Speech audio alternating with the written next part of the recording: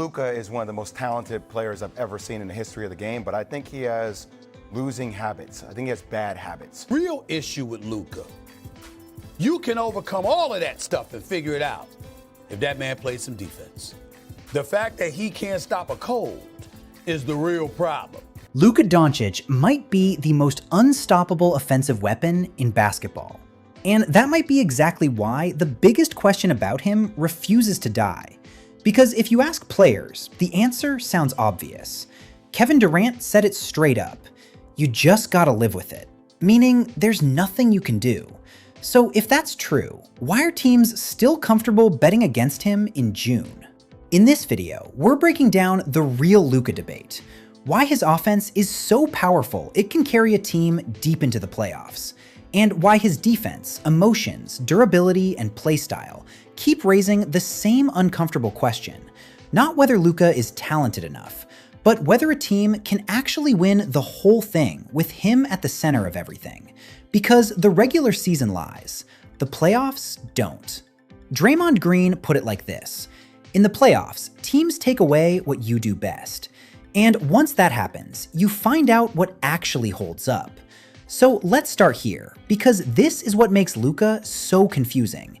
He is both the reason you win and the reason it gets harder to win. There are maybe 5 players in the world who can bend a defense like Luka. He doesn't just run offense, he controls it. Tempo, matchups, angles, timing, everything slows down to his pace. Greg Popovich said nobody has an answer for how Luka destroys whatever defense is thrown at him. And LeBron James has called his feel for the game special. That's not hype, that's reality. That's why the question sounds ridiculous at first. Of course you can win with Luka.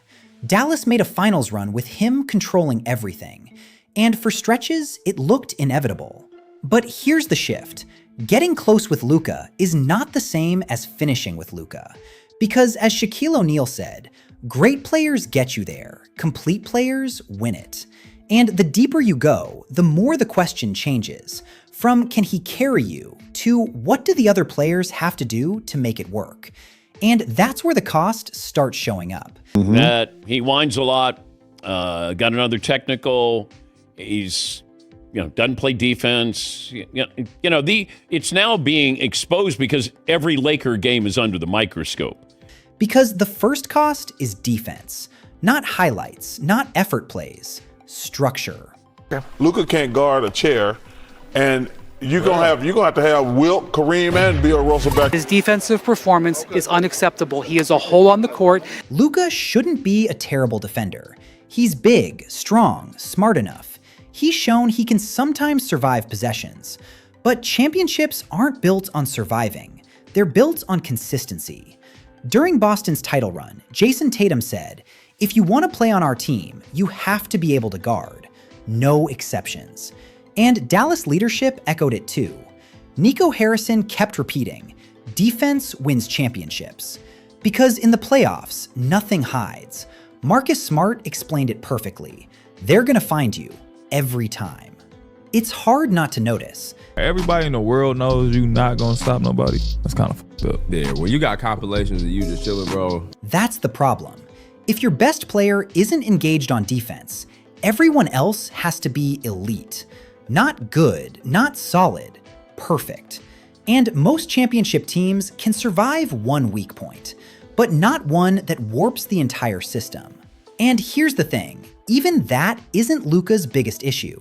And you've got a situation here where Luka is complaining about the officiating. They have begged him. They have talked with him. They have pleaded with him. He is costing his team because of how he treats the officials. Because the real swing factor might be emotional control. And what happens after things go wrong? Luka has always been honest about this. In 2023, he admitted, "For me, it's hard, but I gotta get better." And that honesty matters, because this isn't about complaining, it's about consequences. JJ Redick challenged him directly. You're too important and you're too good, meaning your reactions matter more than anyone else's. And Chris Paul has said it for years. Your team feeds off your energy. So what happens when Luka argues a call? One possession slips, then another. The defense breaks, the pace changes, And suddenly, it's not just frustration, it's momentum. And that's the line. Luka isn't just reacting to the game, he's influencing the entire emotional environment of it. That's manageable in January. In a playoff series, that can flip everything. But even that still isn't the deepest issue, because the real paradox is this. Luka's offense is so good, it creates its own problem. He's one of the best passers in basketball, one of the best shot creators, one of the smartest offensive players alive. And yet, his style can flatten an offense. Everything runs through him. Every possession starts with him, ends with him, depends on him. That's heliocentric basketball, and James Harden has lived it. It works until teams key in on you over a series. Are you playing one-on-one and like with the refs, or are you playing a game? It's every single possession now. It's completely out of control. It's back to Dallas levels. It's just unwatchable. Because in the playoffs, repetition becomes predictable. Defenses adjust, schemes tighten, options shrink. So now the advantage becomes the target, and Luka becomes the problem defenses spend an entire series solving. That's why playing with him can feel both freeing and limiting. He creates everything. But when one player creates everything, everyone else has to survive without rhythm, and that leads to the final layer.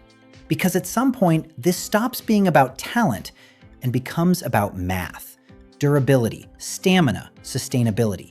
Not because Luka is fragile, but because championships demand endurance. 4 rounds, 2 months, no breaks. Kawhi Leonard said it simply, it's about who can last. And when everything runs through one player, that load adds up. Now that he's injured, what happens if he misses more time than expected? I will write them off, obviously. If he's out a month, they're dead. Yeah. They are in deep trouble, and the season's over if he is out for 5 weeks. What changes if it continues to wear him down? Can someone else carry them if they have to? But, it will take some more LeBron, but I don't think we're going to turn back the clock and get LeBron James of 10 years ago. After the finals, Kyrie Irving said he's not alone.